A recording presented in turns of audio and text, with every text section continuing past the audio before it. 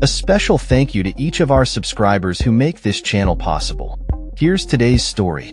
In a significant escalation of military presence in the Middle East, the United States has deployed a second aircraft carrier, the USS Carl Vinson, to the region as negotiations with Iran over its advancing nuclear program draw near. This move comes on the heels of intense airstrikes targeting Iranian-backed Houthi rebels in Yemen, marking a pivotal moment in U.S.-Iran relations.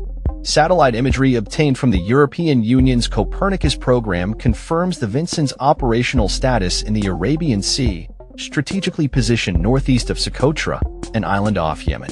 The carrier is accompanied by a formidable strike group, including the guided missile cruiser USS Princeton and two Arleigh Burke-class destroyers, USS Sterett and USS William P. Lawrence. This deployment aims to reinforce the USS Harry S. Truman, which has been actively launching airstrikes against Houthi positions since mid-March. The U.S. military's actions are viewed as a clear message to Iran, particularly as the Trump administration seeks to apply pressure in the lead-up to crucial talks. The stakes are incredibly high as both nations grapple with nearly 50 years of animosity. President Trump has not shied away from threatening military action against Iran should negotiations falter, while Iranian officials have increasingly hinted at their willingness to pursue nuclear armament if their demands are not met. As discussions loom, uncertainty surrounds the location of the talks, initially suggested to be held in Rome, but Iran has indicated a preference for Oman. The U.S. has yet to confirm the venue. U.S. Mideast envoy Steve Witkoff, who participated in the recent discussions, has expressed optimism regarding the negotiations, labeling them as positive, constructive, and compelling.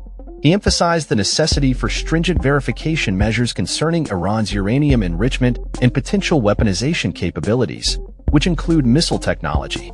Witkoff's comments align with the administration's desire to revisit the terms of the 2015 nuclear deal, from which the U.S. withdrew in 2018 under Trump's directive. The original agreement had mandated Iran to limit its uranium enrichment to 3.67%, sufficient for civilian nuclear energy, in exchange for sanctions relief and access to frozen assets. Currently, Iran enriches uranium up to 60%, perilously close to weapons-grade levels of 90%. Witkoff firmly stated, they do not need to enrich past 3.67%.